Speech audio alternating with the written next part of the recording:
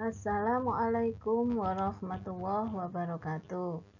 Selamat bertemu kembali anak-anak. Bagaimana keadaan kalian? Semoga selalu sehat dan tetap semangat.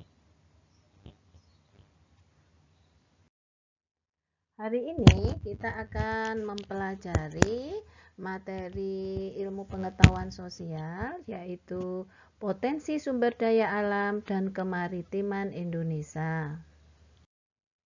Sebelum kita memulai pembelajarannya, mari kita lihat dan baca tujuan pembelajaran terlebih dahulu. Yang pertama, menjelaskan pengertian SDA atau sumber daya alam. Yang kedua, mendeskripsikan potensi sumber daya alam, hutan, tambang, dan kemaritiman Indonesia. Yang ketiga, mendeskripsikan fungsi dari sumber daya hutan, tambang, dan kemaritiman Indonesia. Anak-anak, coba perhatikan benda-benda yang ada di sekitarmu. Ada roti, sepatu, baju, dan lain sebagainya. Benda-benda ini sering kalian lihat dan mungkin kalian juga menggunakannya. Tahukah kalian dari mana benda-benda tersebut berasal? Nah, mari kita pelajari dengan materi pembelajaran hari ini. Mari kita pelajari pengertian sumber daya alam. Sumber daya alam adalah segala sesuatu yang ada di alam dan digunakan untuk memenuhi kebutuhan manusia. Ada sumber daya alam yang berupa tanah. Kemudian ada udara. Ada hutan, sinar matahari dan air, tanaman dan hewan yang di darat maupun di air. Dan yang terakhir, sumber daya alam yang berupa bahan tambang. Mari kita lihat atau pelajari tentang potensi sumber daya hutan yang ada di Indonesia. Indonesia mempunyai luas hutan yang sangat besar, kurang lebih 99,6 juta hektar. Saat ini hutan yang ada di Indonesia tersebar di beberapa pulau, antara lain Pulau Papua, Kalimantan, Sulawesi, Sumatera. Sedangkan di Jawa atau Pulau Jawa, sumber daya hutan sudah mulai banyak berkurang karena alih fungsi menjadi pemukiman penduduk serta industri-industri yang dibangun oleh pemerintah. Kita lihat fungsi hutan. Fungsi hutan ada beberapa. Yang pertama adalah manfaat klimatologis, yaitu menjaga keseimbangan iklim dan merupakan paru-paru dunia. Fungsi atau manfaat hidrolis dari hutan yaitu yang pertama penampungan air hujan. 2. Mencegah intrusi air asin. Yang ketiga, mengatur siklus air dalam tanah. Fungsi yang berikutnya adalah manfaat ekologis. Dengan menjaga erosi dan banjir, kemudian menjaga kesuburan tanah, serta menjaga kelestarian aneka hayati. Yang terakhir adalah manfaat atau fungsi hutan secara ekonomis. Hasil hutan bisa dijual dengan bernilai ekonomi yang tinggi.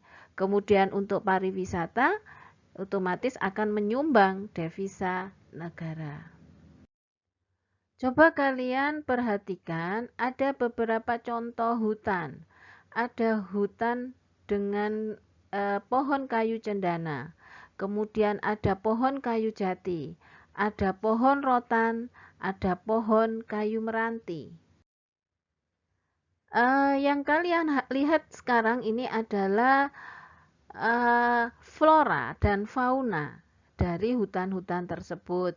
Ada burung cendrawasih merah yang berasal dari Papua, kemudian ada harimau Jawa, bunga Rafflesia arnoldi, dan bunga bangkai yang sudah terancam punah. Yang berikutnya adalah potensi tambang yang ada di Indonesia. Kalian bisa melihat di pulau-pulau besar Indonesia atau sebaran dari tambang-tambang di Indonesia hampir merata di semua pulau dan daerah di Indonesia. Ini menandakan bahwa potensi tambang di Indonesia sangat besar. Tinggal kita mengelola atau mengeksplorasi tambang-tambang tersebut untuk kebutuhan bangsa Indonesia. Nah, ini adalah peta sebaran bahan tambang. Kalian bisa melihat dengan kode atau jenis-jenis bahan tambang yang ada di pulau-pulau besar di Indonesia. Salah satu hasil tambang di Indonesia yang sangat menjadi tulang punggung Indonesia adalah minyak dan gas bumi. Minyak dan gas bumi ini merupakan ekspor utama bangsa Indonesia. Dengan minyak dan gas bumi kita mendapatkan devisa negara untuk kemudian dijadikan pembangunan yang kita nikmati sekarang ini. Kalau kita melihat potensi tambang di Indonesia tentu sangat besar karena tersebar di hampir seluruh wilayah Indonesia. Namun jika tidak dipelihara tentu saja lama-kelamaan akan habis dan itu akan mengancam perekonomian Indonesia. Oleh karenanya perlu dipikirkan adanya energi alternatif sebagai penopang ekonomi nasional. Energi alternatif ini mulai harus dipikirkan. Banyak barang atau komoditas yang menjadikan bisa digunakan sebagai energi alternatif seperti halnya kelapa sawit dan lain sebagainya. Indonesia yang secara geografis terletak di antara dua benua dan dua samudra memberikan keuntungan, yaitu adanya potensi energi angin di Indonesia. Potensi ini harus bisa dimanfaatkan dengan baik, tentu saja dengan teknologi yang tepat guna, sehingga energi angin di Indonesia bisa memberikan sumbangan dalam pembangunan di Indonesia. Yang ketiga, kita mempelajari tentang potensi kemaritiman di Indonesia. Kita tahu 2/3 luas Indonesia berupa lautan. Sehingga potensi kemaritiman Indonesia sangat terbuka dan sangat luas. Potensi itu bisa berupa perikanan. Kita lihat bahwa jumlah tangkapan ikan sesuai aturan internasional adalah 80% atau sekitar 5,12 juta ton per tahun. Dan sebagian besar ikan di Indonesia bagian barat merupakan potensi ekspor yang sangat besar, yaitu jenis ikan pelagis kecil dan juga pelagis besar. Ini adalah komoditas ekspor yang sangat diminati oleh dunia. Potensi maritim yang berikutnya adalah hutan mangrove. Hutan mangrove ini mempunyai fungsi ekologis, yaitu sebagai habitat binatang laut dan melindungi pantai dari abrasi laut. Untuk fungsi ekonomisnya, kayu dari hutan mangrove atau pohon mangrove sebagai bahan pembuat arang dan bahan baku kertas. Hutan mangrove ini tersebar di beberapa pulau di Indonesia. Potensi kemaritiman yang berikutnya adalah terumbu karang. Dengan luas lautan yang sangat besar, maka terumbu karang ini menjadikan potensi pariwisata bawah laut yang sangat terbuka. Sungguh sangat indah dan sangat luar biasa karunia Allah terhadap bangsa Indonesia dengan potensi kemaritimannya. Anak-anak, tugas kalian sebagai siswa ada dua. Setelah mendengarkan video pembelajaran hari ini, kalian tulis pendapatmu tentang pembelajaran hari ini dalam format yang sudah disediakan.